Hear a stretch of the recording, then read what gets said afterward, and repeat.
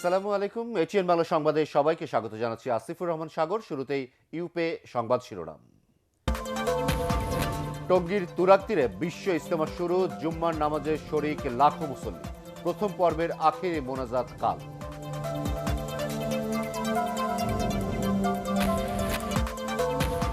সীমাহীন দুর্নীতি আর অপশাসনের কারণে বিএনপি জামায়াত থেকে মুখ ফিরিয়ে নিয়েছে জনগণ, জার্মানিতে প্রধানমন্ত্রী।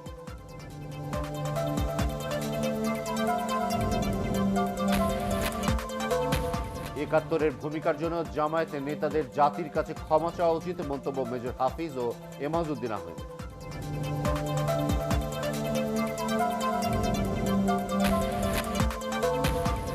অগ্নিকাণ্ডের পরদিনই সোহরাওয়ার্দী হাসপাতালে সীমিত আকারে স্বাস্থ্যসেবা চালু, শর্ট সার্কিট থেকে আগুন লাগে জানালেন স্বাস্থ্যমন্ত্রী।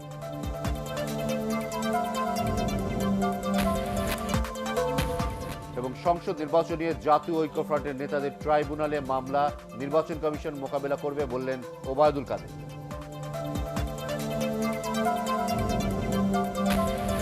এবারে বিস্তারিত। গাজীপুরের টঙ্গীর তুরাগ তীরে শুরু হয়েছে মুসলিম উম্মার দ্বিতীয় বৃহত্তম ধর্মীয় জমায়েত বিশ্ব ইজতেমা।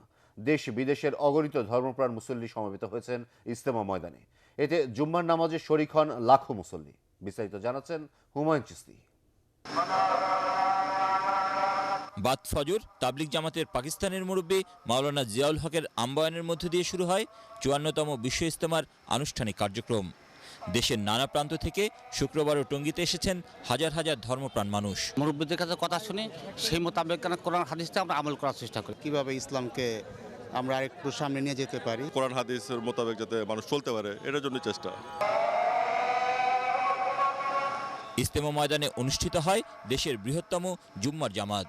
ইজতেমায় শরিক না হলেও এ জামাতে নামাজ আদায় করতে আসেন রাজধানী সহ আশেপাশের হাজার হাজার মুসল্লি। এত মুসল্লি মানুষ আছে, সবার কারণ না কারণ আল্লাহ কবুল করবে। আমাদের জন্য এটা অনেক তৃপ্তিদায়ক একটা বিষয়। তাবলিগ জামাতের মতবিরোধের মধ্যে দুই ভাগে অনুষ্ঠিত হচ্ছে এবারের ইজতেমা। এ নিয়ে ক্ষোভ রয়েছে সাধারণ মুসল্লিদের মধ্যেও। আল মুসলিম ও আখাল মুসলিম, এক মুসলমানের উপর মুসলমানের ভাই। দিনের সাথে যেহেতু আমরা আছি, তো আমাদের ভিতরে মতবিরোধের কোনো প্রশ্নই ওঠে না। এদিকে সুষ্ঠুভাবে ইজতেমা সম্পন্ন করতে সবার সহযোগিতা কামনা করেছেন ধর্ম প্রতিমন্ত্রী। 15 সাকসেসফুল হয়েছি, এখান থেকে মোনাজাত করবো, আল্লাহ বাকি যেটুকু আছে উভয়ের মধ্যে মনোমালিন্য দূর করে দাও। দেশের ৬৪ জেলা ছাড়াও বিশ্বের ৩০টিরও বেশি দেশ থেকে তাবলিগ জামাতের অনুসারী মুসল্লিরা যোগ দিয়েছেন প্রথম পর্বের ইজতেমায়। মুসল্লিদের চিকিৎসা সেবার পাশাপাশি নেওয়া হয়েছে কঠোর নিরাপত্তা ব্যবস্থা। যে কোনো সময়ের চেয়ে অনেক শক্তিশালী নিরাপত্তা ব্যবস্থা এবং সমন্বিত নিরাপত্তা ব্যবস্থা নেওয়া হয়েছে। শনিবার আখেরি মোনাজাতের মধ্য দিয়ে শেষ হবে ইজতেমার প্রথম পর্ব। রোববার থেকে শুরু হবে দ্বিতীয় পর্ব। তাবলিগ জামাতের মধ্যে মতবিরোধ তৈরি হওয়ায় মুসলিম বিশ্বের দ্বিতীয় বৃহত্তম জামায়াত হিসেবে স্বীকৃত বিশ্ব ইজতেমা হওয়া নিয়ে অনিশ্চয়তা তৈরি হয়েছিল। এমনকি এ নিয়ে শরণাপন্ন হতে হয় উচ্চ আদালতেরও। সরকারের মধ্যস্থতায় দুই পক্ষের সমঝোতায় শেষ পর্যন্ত টানা 4 দিনে দুই ভাগে অনুষ্ঠিত হচ্ছে এবারের ইজতেমা। তবে আগামীতে শান্তির ধর্ম ইসলাম প্রচারে সবাই দ্বন্দ্ব সংঘাত ভুলে একত্রে ইজতেমায় মিলিত হবেন, এমন প্রত্যাশা সাধারণ মুসল্লিদের।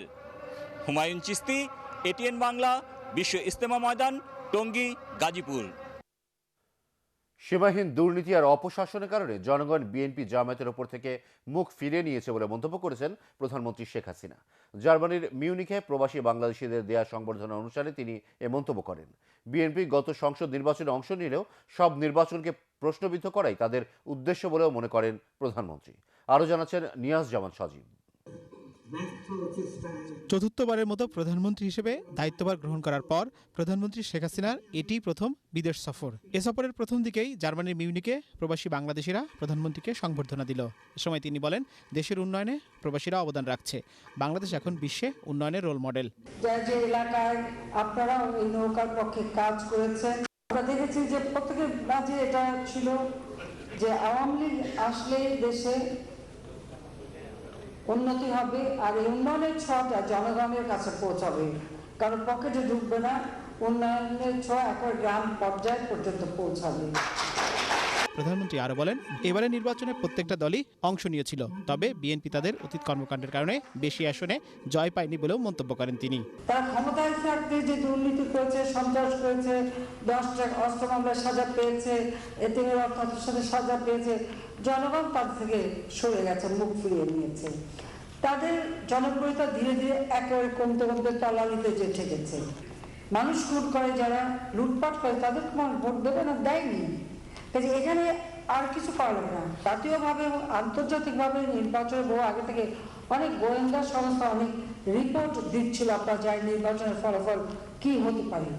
এই রিপোর্ট তারা জানতে পেরেছে এবং জানতে পেরেছে যে তারা জনগণের কোনো ভোট পাবে না। তারা যে পরাজিত হবে সেটা বুঝেই তারা নির্বাচনটাকে প্রশ্নবিদ্ধ কিভাবে করা যায় সেই অপচেষ্টাই করেছে, নির্বাচনে জয়ের কোনো চেষ্টা করেনি। মিউনিকের সিকিউরিটি কনফারেন্সে যোগ দিতে জার্মানি সফর করছেন প্রধানমন্ত্রী শেখ হাসিনা। নিয়াজ জামান সজীব, এটিএন বাংলা।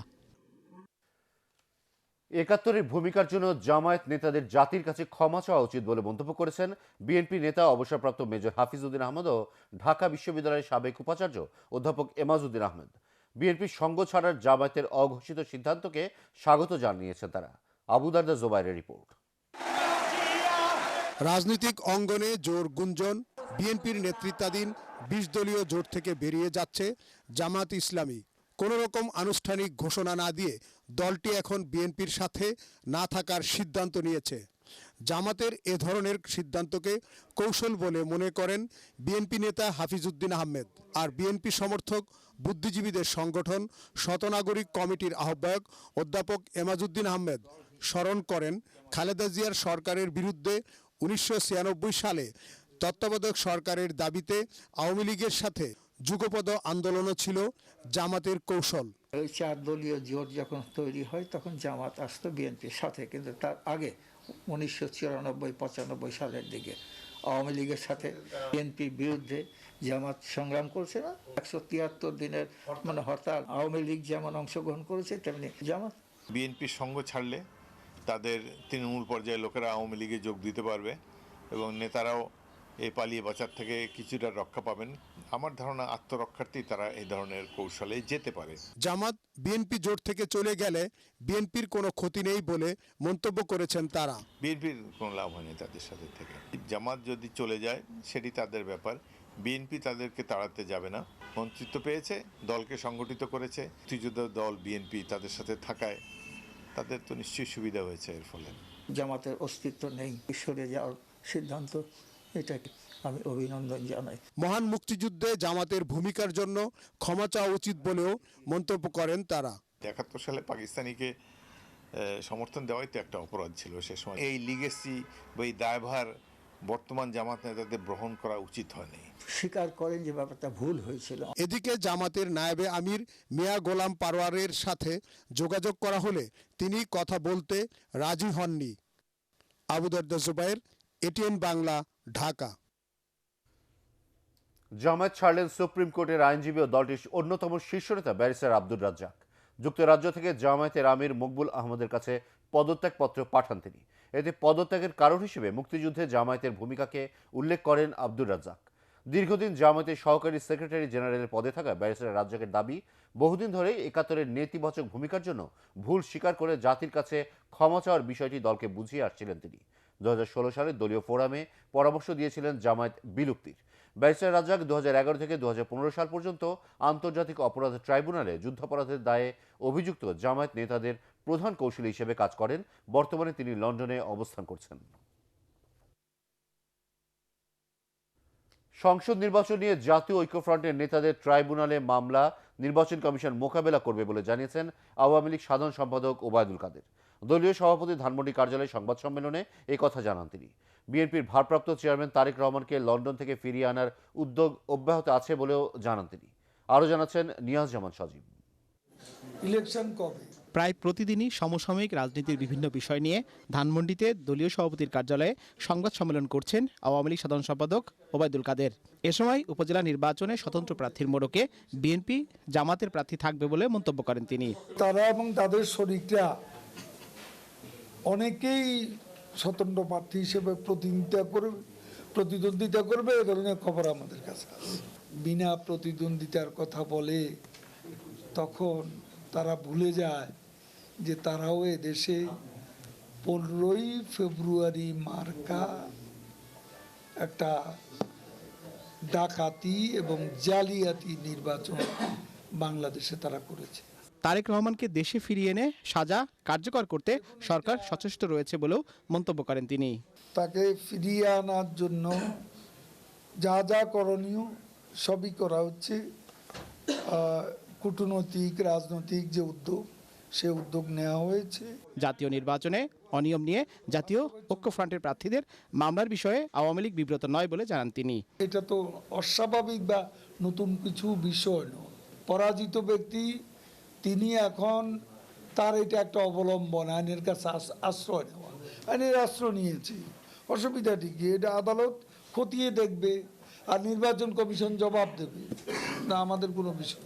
জামায়াত স্বাধীনতা বিরোধী কর্মকাণ্ডের জন্য ক্ষমা চাওয়ার পরেই তাদের পরবর্তী রাজনৈতিক অবস্থান নিয়ে মন্তব্য করবে বলেও জানান তিনি। নিয়াজ জামান সজীব, এটিএন বাংলা, ঢাকা। রাজধানীর শহীদ সোহরাওয়ার্দী মেডিকেল কলেজ হাসপাতালে অগ্নিকাণ্ডের পরদিন থেকে সীমিত আকারে স্বাস্থ্য সেবা চালু হয়েছে। আগুন নিয়ন্ত্রণে আনার পর বৃহস্পতিবার মধ্যরাত থেকেই জরুরি, ক্যাজুয়ালিটি ও বার্ন ইউনিটের কার্যক্রম স্বাভাবিক রয়েছে।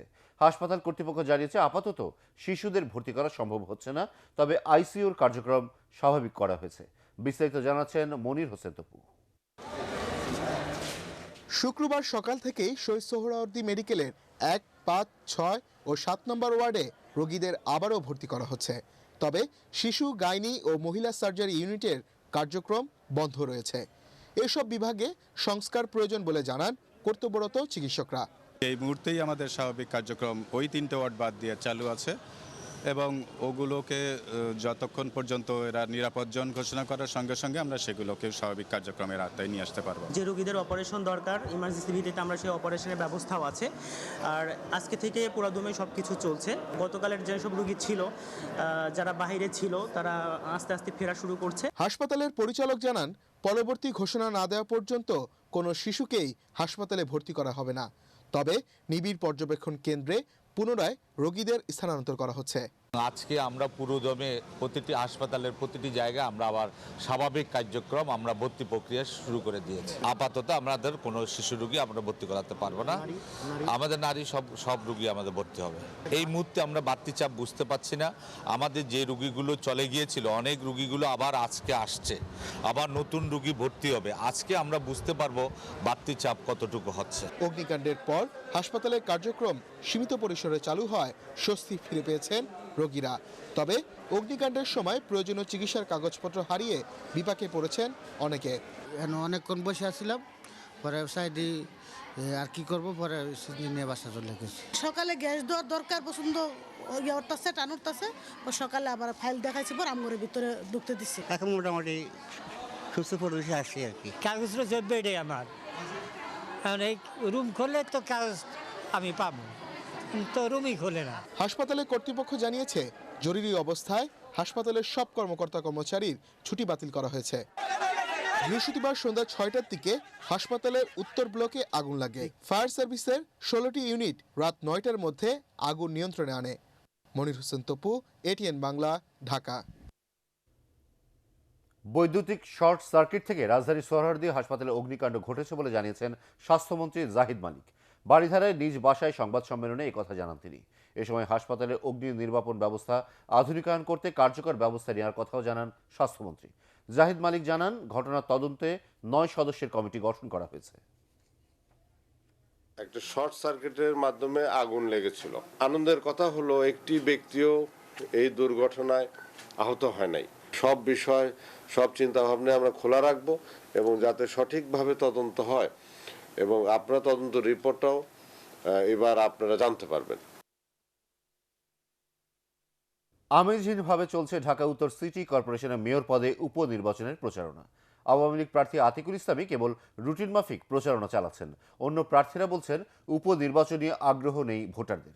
তবে ক্ষমতাসীন দলের নিজেদের প্রার্থীর মধ্যে হাড্ডাহাড্ডি লড়াই চলছে ঢাকার 2 সিটি কর্পোরেশনের কাউন্সিলর পদে। বিস্তারিত একরামুল হক সায়েমের রিপোর্টে। সংসদীয় এলাকা অনুযায়ী মতবিনিময় সভা ও সমাবেশের মধ্য দিয়ে মূলত প্রচারণা চালাচ্ছেন আওয়ামী লীগ প্রার্থী আতিকুল ইসলাম। সমাবেশকে কেন্দ্র করে আশেপাশের এলাকায় কিছুটা নির্বাচনী আমেজ তৈরি হয়। এরকম রুটিন মাফিক কাজ ছাড়া নগরীতে নির্বাচনী প্রচারণা খুব একটা চোখে পড়ার মতো নয়। যে দিন কিন্তু আরও বাকি আছে এবং আস্তে আস্তে কিন্তু হাইপটা কিন্তু উঠছে এবং অবশ্যই হাইপগুলো উঠবে। আর এলাকাটা তো অনেক বড় তো। তবে প্রচারণায় আতিকুল ইসলামের ধারে কাছেও নেই অন্য 5 প্রার্থী। শুক্রবার জাতীয় প্রেস ক্লাবে অনেকটা কর্মী সমর্থক শূন্য অবস্থায় একজন স্বতন্ত্র প্রার্থী নির্বাচনী ইশতেহার ঘোষণা করেছেন। আমাদের মধ্যে অনেক যোগ্যতা সম্পন্ন মানুষ আছেন, তারা যে কারণেই হোক তারা কেন আসেনি এবার সেটা নগরবাসী জানে। সারাদিনই মাঠে নামেননি জাতীয় পার্টির শাফিন আহমেদ, অন্যরাও নামে মাত্রই ছিলেন প্রচারে। মানুষের মধ্যে কোনো আগ্রহ নাই আর কি, অনেকে বুঝতেইছে না যে কিসের নির্বাচন এটা। তবে ওয়ার্ডগুলোতে পুরোপুরি নির্বাচনী আমেজ তৈরি হয়েছে কাউন্সিলর প্রার্থীদের প্রচারণায়। বেশিরভাগ ওয়ার্ডেই বিএনপির প্রার্থী না থাকায় লড়াই করছেন ক্ষমতাসীন দলের নেতারা নিজেরাই। মেরুলো বাড্ডা এলাকা নিয়ে ঢাকা উত্তরের 21 নম্বর ওয়ার্ড। এখানে 7 জন প্রার্থীর মধ্যে 6 জনই আওয়ামী লীগের বিভিন্ন পর্যায়ের নেতা। সরকারি দল ক্ষমতায়, আমরা সবাই তো সরকারি দলের লোকজন এখানে আছি। এখন তার বিরোধী দল বলতে কেউই নাই, যারা আছেন তারা মোটামুটি সার্ভাইভ করার মতো অবস্থা তাদের নাই। আসলে আমরা খুব আশাবাদী ছিলাম যে বিএনপি হয়তো অংশগ্রহণ করবে, যেহেতু অংশগ্রহণ করেনি কাজে আমাদের কাছে তো বিকল্প কিছু নাই। উত্তরের মেয়র উপনির্বাচনের পাশাপাশি ঢাকার 2 সিটির নতুন পুরনো মিলে 38টি ওয়ার্ডে ভোট হবে 28 ফেব্রুয়ারি। ইকরামুল হক সায়েম, এটিএন বাংলা, ঢাকা। কোনো প্রতিযোগিতা বা জবাবদিহিতা না থাকায় বিমানবন্দরে লাগেজ নিয়ে যাত্রী ভোগান্তি সহ গ্রাউন্ড হ্যান্ডেলিং সমস্যার এখনও পুরোপুরি সমাধান করা যায়নি। পাশাপাশি বিমান বাংলাদেশ এয়ারলাইন্স ও সিভিল এভিয়েশন কর্তৃপক্ষের একে অপরের ঘাড়ে দায় চাপানো সমাধানের পথে অন্তরায় বলে মনে করেন বেসামরিক বিমান পরিবহন ও পর্যটন সচিব মহিবুল হক। এ অব্যবস্থাপনা রোধে বিমানকে একচ্ছত্র দায়িত্বে না রেখে প্রতিযোগিতায় অন্য কোম্পানিকেও আনার পরিকল্পনার কথা জানান তিনি। নাদিরা কিরণের রিপোর্ট। কি অভ্যন্তরীণ বা আন্তর্জাতিক যে কোনো ফ্লাইটে হজরত শাহজালাল আন্তর্জাতিক বিমানবন্দরে নামার পর বেল্টে লাগেজ নিতে গিয়েই ভোগান্তিতে পড়তে হয় যাত্রীদের। স্বল্প সময়ের যাত্রা শেষে লাগেজ পেতে 2-2.5 ঘন্টা বসে থাকার ঘটনাও হরহামেশাই। গ্রাউন্ড হ্যান্ডেলিংয়ের একক দায়িত্বে থাকা বিমানকে এ নিয়ে বহুবার বলা হলেও তারা দায় চাপায় সিভিল এভিয়েশন কর্তৃপক্ষের উপর।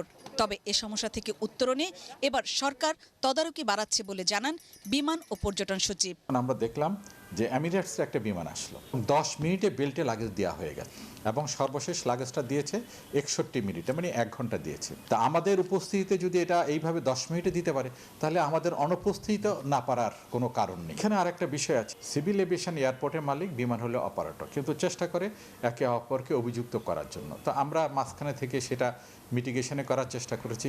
কোথায় লাগেজ হ্যান্ডলিং নিয়ে সমস্যা হচ্ছে, কেন সমস্যা হচ্ছে, তাদের কিছু গাইডলাইন দিয়েছি। যাত্রী সেবার মান নিশ্চিত করতে বিশ্বের বিভিন্ন দেশের মতো গ্রাউন্ড হ্যান্ডলিংয়ের দায়িত্ব বিমানের একক হাতে না রাখার পরিকল্পনার কথাও জানান তিনি। এখানে একটা থার্ড পার্টি আসা উচিত। বিমান যেমন একটা ভেন্ডর আমাদের লাগেজ হ্যান্ডলিংয়ের ব্যাপারে, এইখানে যদি আরও 1-2টা ভেন্ডর আসে তাহলে আমি মনে করি সেবার মানটা বাড়বে। যে কয়টা অপারেটর আমাদের এখানে ফ্লাইট পরিচালনা করে এটা তার ইচ্ছার পর নির্ভর করবে সে কাকে দিয়ে তার গ্রাউন্ড হ্যান্ডলিংটা করাবে।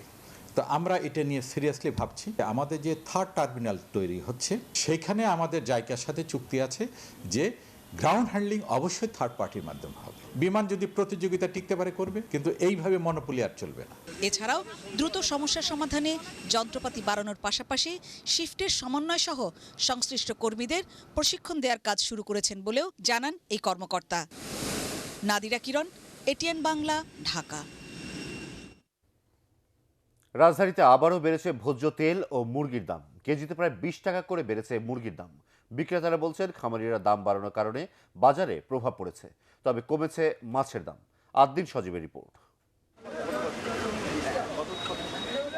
সাদার সাধ্যের মধ্যে যেন দূরত্বটা কমছে না কোনোভাবেই, উল্টো বাড়ছে, কারণ পণ্যের দাম যে থাকে না নাগালের মধ্যে। গেল সপ্তাহে যে মুরগির দাম বেড়েছে কেজিতে প্রায় 10 টাকা, সেই দাম এ সপ্তাহে আরও বাড়ল প্রায় 10 টাকা। সুতরাং 2 সপ্তাহের ব্যবধানে বেড়েছে 20 টাকারও বেশি। আমাকে তো হাত নাই, আমরা কত 200 টাকা আমাদের লাভ কেজিতে ফিজে। এটা খামারে যখন বেশি করব তখন এটা কমার সম্ভাবনা আছে। যেন নিরুপায় সাধারণ মানুষ। এক সপ্তাহের ভিতরে যদি 30 টাকা বাড়ে তা আমাদের মতো সাধারণ মানুষদের এটা খাওয়া কষ্টকর হয়ে যায়। এখন আমাদের করতে হচ্ছে যেখানে একটু বেশি একটু কম খেতে হবে আর কি।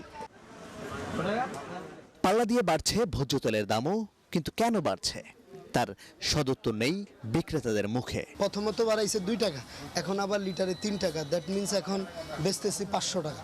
প্রতি লিটারে 4 টাকা করে বেড়েছে, এটা অসম্ভব, জনগণের জন্য অসম্ভব কষ্টদায়ক। সবজির বাজারেও নেই স্বস্তি। করলা, বরবটি, টমেটোর দাম বাড়তি, আর এসবই যেন ক্রেতাদের নিয়তি। যেহেতু এটা বাজারের উপরে সরকারের মনিটরিং নাই, সেই জন্য তরি তরকারির দাম অনবরতই যারা বিক্রেতা তারা বিভিন্ন অজুহাত সৃষ্টি করে তরকারির দাম বাড়িয়ে দিচ্ছে। ফিক্স স্যালারিটার মধ্যে আমাদেরকে কিন্তু পুরো মাসটা কভার করতে হয়। সরকার তো আমাদের কম দাম দেয়, আমরা কম দামে বিক্রি করব, আমাদের তো কোনো সমস্যা নাই। কমছে না চালের দামও। নির্বাচনের পর বেড়ে যাওয়া সেই দামেই বিক্রি হচ্ছে এখনো। তবে সপ্তাহের ব্যবধানে স্বস্তি ফিরেছে মাছের বাজারে। সাধারণ মানুষের প্রশ্ন, পণ্যের দাম আর কত বাড়লে সরকারের পক্ষ থেকে কঠোর কোনো ব্যবস্থা নেওয়া হবে? আদিন সজীব, এটিএন বাংলা, ঢাকা। বইমেলায় শিশু কিশোরদের প্রথম পছন্দ ছড়ার বই। মেলায় এবারও প্রতিদিনই আসছে নতুন ছড়ার বই। ছুটির দিনে শিশুদের দেশের ঐতিহ্য ও নতুন বইয়ের সাথে পরিচয় করাতে ভিড় বাড়ছে মেলায়। গল্প উপন্যাসের পাশাপাশি এবার কবিতা, প্রবন্ধ, মুক্তিযুদ্ধ ও বিজ্ঞান ভিত্তিক বইয়ের দিকে তরুণ প্রজন্মের বেশ আগ্রহ দেখা যাচ্ছে। মেলা শুরুর পর এদিনই সবচেয়ে বেশি নতুন বই এসেছে। আরও জানাচ্ছেন রাসনা দাস।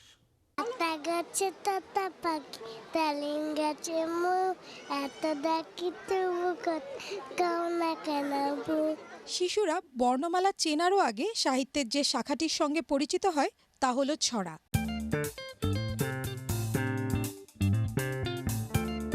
সকাল 11টা থেকে দুপুর 2টা পর্যন্ত শিশু প্রহর ছিল ক্ষুদে পাঠকদের জন্য। সাপ্তাহিক ছুটির দিনের বইমেলার এই সময়টা যেন শুধুই ছোটদের জন্য। এসব ক্ষুদে পাঠকরা মেলায় এসে কার্টুন, ভূতের গল্প, সায়েন্স ফিকশন কিংবা তাদের পছন্দের কিশোর গোয়েন্দার বই খুঁজছে। সিসিমপুরের বই কিনবো, কবিতার বই কিনবো, গল্পের বই কিনবো। কি বই কিনবে? ড্রাগনের বই। আমি সিসিমপুরে গিয়েছি, হালুম টুকটুকির সঙ্গে দেখা করেছি, অনেক মজা পেয়েছি। এখানে এসে অনেক ভালো লাগছে। শিশু কিশোরদের জন্য আলাদা সময় করে দেওয়ায় খুশি ক্ষুদে ছেলে মেয়েদের সাথে আসা অভিভাবকরাও। ঢাকা শহরে তো বেড়ানোর খুব জায়গা নাই, আজকে ছুটির দিনে বাচ্চাদের নিয়ে আসছি একটু বইমেলায় বেড়ানোর জন্য। যেহেতু আজকে শুক্রবার, শিশু প্রহর, শিশুদের জন্য যে চত্বরটা খুব সুন্দর, আমার খুব ভালো লেগেছে। আমার বাচ্চাও অসম্ভব মজা করলো। ফার্স্ট টাইম আসলাম, তো এই তো ওর বই কিনছি, ভালো লাগছে। প্রকাশনা প্রতিষ্ঠানগুলো জানায় এবার মেলার শুরুর দিকেই পাঠক ও দর্শনার্থীদের ভিড় যেমন বেড়েছে তেমনি বেড়েছে বইয়ের বিক্রিও। আমাদের এখানে মোটামুটি ভালোই বেচাকেনা হচ্ছে আপু। ফ্রাইডে স্যাটারডেটা বেশি ভিড় হচ্ছে। সাধারণত কার্টুন ক্যারেক্টারের যে স্টোরি বুকগুলো সেগুলো আর কার্টুন ক্যারেক্টারের যে কালার বুকগুলো এগুলো হচ্ছে বেশি পছন্দ। বই মেলায় শিশু প্রহর ও শিশু চত্বরের এমন আয়োজন খুদে বই প্রেমীদের বই পড়ার প্রতি আরো আগ্রহী করবে বলে মনে করেন অভিভাবকরা। এটিএন বাংলা, ঢাকা। রাজধানীর বীরপুরে পরিচ্ছন্ন কর্মীদের সন্তানরা বেড়ে উঠছে অপরিচ্ছন্ন পরিবেশে। বুদ্ধিজীবী কবরস্থানের পাশে করা এসব পরিবারের সন্তানদের বাস, খেলার জায়গা, কবরস্থান। অনেক সময় মৃত মানুষের হাড়গোড় দিয়ে খেলা করে তারা। বিশেষজ্ঞরা বলছেন এমন পরিবেশে বেড়ে ওঠা এসব শিশুর হতে পারে মানসিক সমস্যা। আরও জানাচ্ছেন রাবেয়া আক্তার সুবর্ণা। ডিজিটাল যুগের বিত্তবানদের সন্তানরা খেলাধুলা করছে আধুনিক সব সামগ্রী নিয়ে। চাওয়া মাত্র আধুনিক খেলাধুলার সরঞ্জাম পেয়ে যাচ্ছে তারা।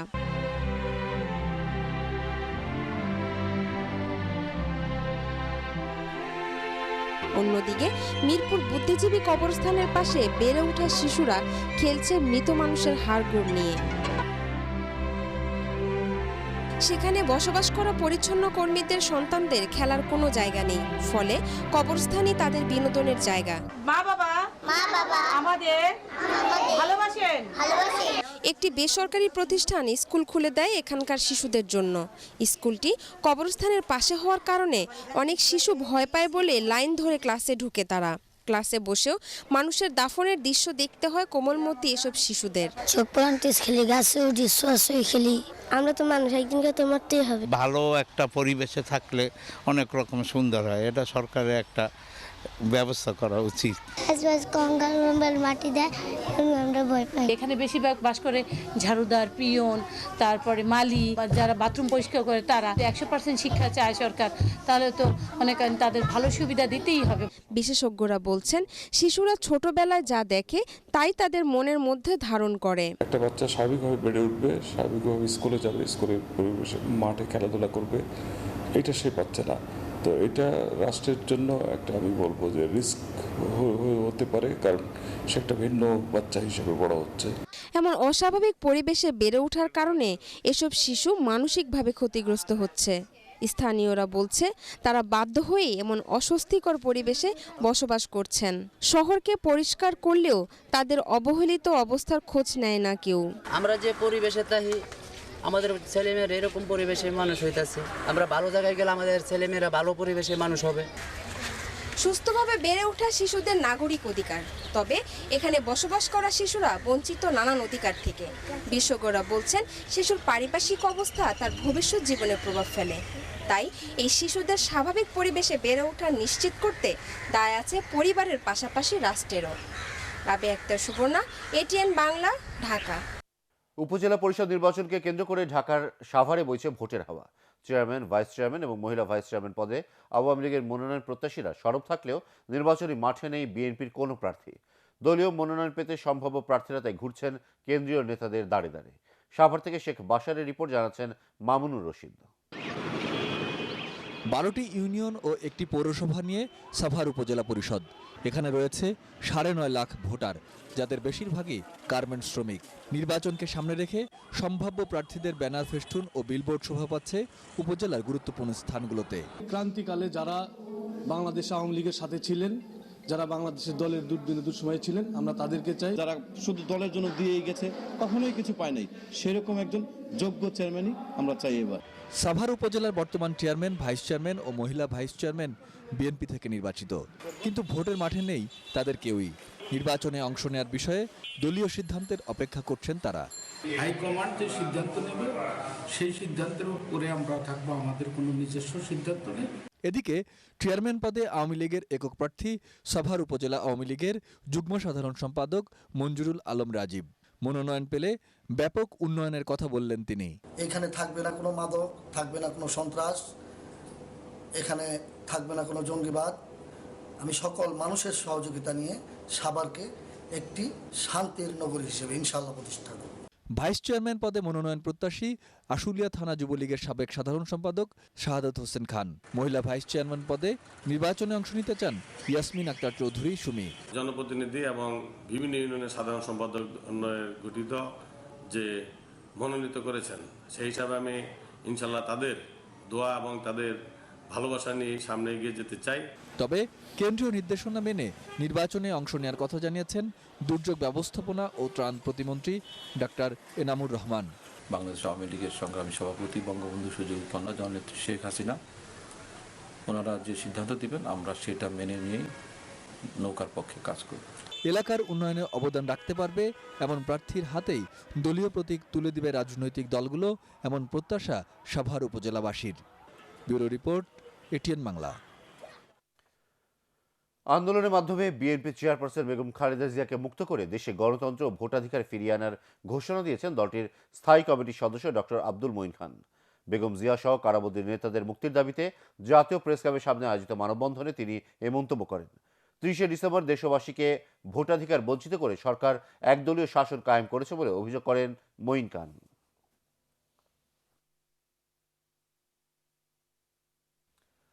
জাতীয় নির্বাচন নিয়ে বিএনপির দায়ের করা মামলা সম্পূর্ণ ভিত্তিহীন বলে মন্তব্য করেছেন আইনমন্ত্রী আনিসুল হক। ব্রাহ্মণবাড়িয়ার আখাউড়া রেল স্টেশনে সাংবাদিকদের সাথে আলাপকালে তিনি এ মন্তব্য করেন। নির্বাচন সুষ্ঠু হয়েছে বলে মন্তব্য করেন তিনি। আইনমন্ত্রী আনিসুল হক বলেন, জনগণ স্বতঃস্ফূর্তভাবে ভোট দিয়ে আওয়ামী লীগকে নির্বাচিত করেছে, বিএনপিকে এই সত্যটা মেনে নিতে হবে।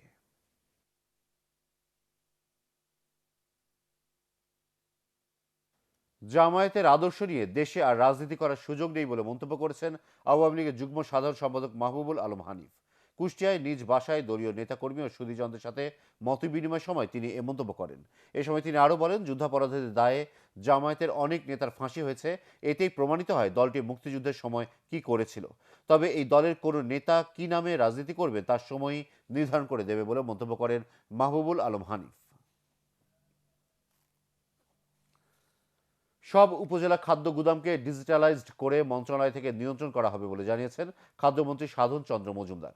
নওগাঁ স্টেডিয়ামে জেলা ক্রীড়া সংস্থা আয়োজিত বেলকন বঙ্গবন্ধু গোল্ড কাপ টি-20 ক্রিকেট টুর্নামেন্টের উদ্বোধনী অনুষ্ঠানে তিনি এ কথা জানান। এ সময় তিনি আরও বলেন, দেশে বর্তমানে কোনো খাদ্য ঘাটতি নেই। নওগাঁর জেলা প্রশাসক মিজানুর রহমান, পুলিশ সুপার ইকবাল হোসেন এতে উপস্থিত ছিলেন। পুষ্টিসম্মত ও নিরাপদ খাদ্য নিশ্চিতের লক্ষ্যে সবাইকে ভেজাল খাদ্য পরিহারের আহ্বান জানান খাদ্যমন্ত্রী। প্রতিবন্ধীদের সমাজের মূল ধারায় সম্পৃক্ত করতে সরকার অঙ্গীকারাবদ্ধ বলে জানিয়েছেন সমাজ কল্যাণমন্ত্রী নুরুজ্জামান আহমেদ। সুনামগঞ্জের হাসননগরে বুদ্ধি প্রতিবন্ধী স্কুল পরিদর্শনের সময় তিনি একথা জানান। সুনামগঞ্জের অতিরিক্ত জেলা প্রশাসক প্রদীপ সিংহ, অতিরিক্ত পুলিশ সুপার মোহাম্মদ হায়াতুন নবী এ সময় উপস্থিত ছিলেন। বর্তমান সরকার সন্ত্রাস, দুর্নীতি এবং মাদকের বিরুদ্ধে জিরো টলারেন্স নীতি নিয়েছে বলেও জানান সমাজ কল্যাণমন্ত্রী। দুর্নীতিমুক্ত বাংলাদেশ গড়াই বর্তমান সরকারের মূল লক্ষ্য বলে জানিয়েছেন দুর্যোগ ব্যবস্থাপনা ও ত্রাণ প্রতিমন্ত্রী ডাক্তার এনামুর রহমান। জাহাঙ্গীরনগর বিশ্ববিদ্যালয় স্কুল অ্যান্ড কলেজে বিজ্ঞান অলিম্পিয়াডের উদ্বোধনী অনুষ্ঠানে তিনি একথা জানান।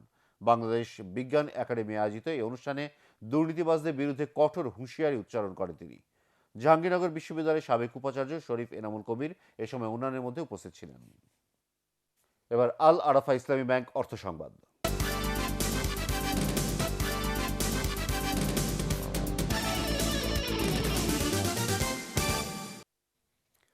19তম প্রাণ জাতীয় আচার প্রতিযোগিতার বিজয়ীদের মধ্যে পুরস্কার বিতরণ করা হয়েছে।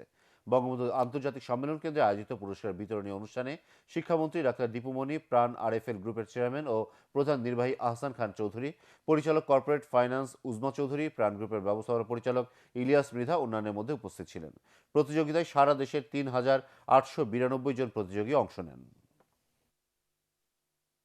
ঢাকা ইম্পেরিয়াল কলেজ প্রাঙ্গণে অনুষ্ঠিত হল বিজ্ঞান অলিম্পিয়াড 2019। বাংলাদেশ বিজ্ঞান একাডেমি আয়োজিত অলিম্পিয়াডের উদ্বোধনী অনুষ্ঠানে বাংলাদেশ বিজ্ঞান একাডেমি সম্মানিত ফেলো অধ্যাপক M Shamsher Ali, first security Islami ব্যাংকের কর্মকর্তা এ.কে.এম. মকবুল হোসেন, ঢাকা ইম্পেরিয়াল কলেজের অধ্যক্ষ আরিফ আহমেদ উপস্থিত ছিলেন। নগরীর 65টি শিক্ষা প্রতিষ্ঠানে 500 শিক্ষার্থী এতে অংশ নেন। এবার পার্টেক্স খেলার খবর।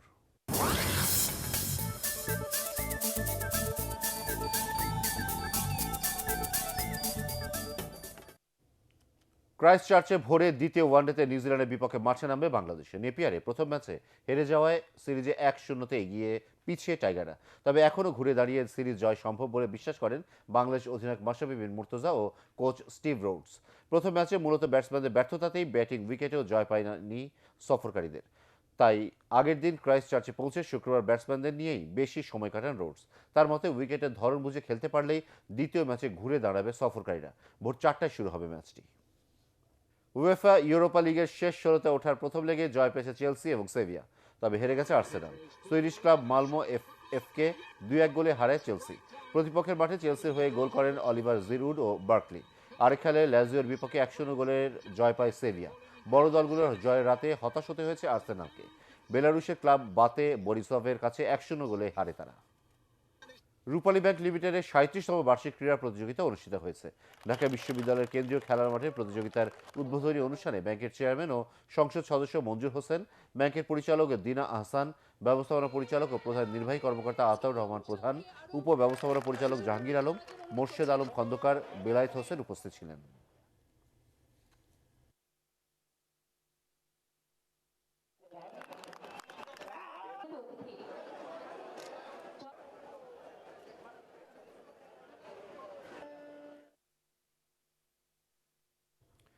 শেষ করার আগে ইউপে সংবাদ শিরোনাম আরও একবার। টঙ্গীর তুরাগ তীরে বিশ্ব ইজতেমা শুরু, জুম্মার নামাজের শরিক লাখো মুসল্লি। প্রথম পর্বের আখেরি মোনাজাত কাল।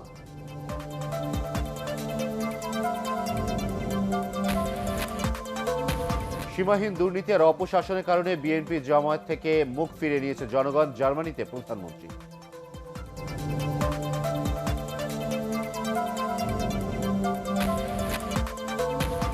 একাত্তরের ভূমিকার জন্য জামায়াত নেতাদের জাতির কাছে ক্ষমা চাওয়া উচিত, মন্তব্য মেজর হাফিজ ও এমাজউদ্দিন আহমেদের।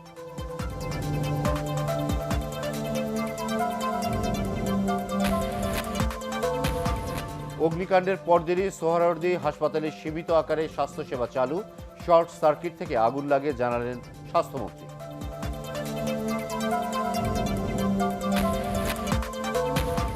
এবং সংসদ নির্বাচন নিয়ে জাতীয় ঐক্যফ্রন্টের নেতাদের ট্রাইব্যুনালে মামলা নির্বাচন কমিশন মোকাবেলা করবে বললেন ওবায়দুল কাদের।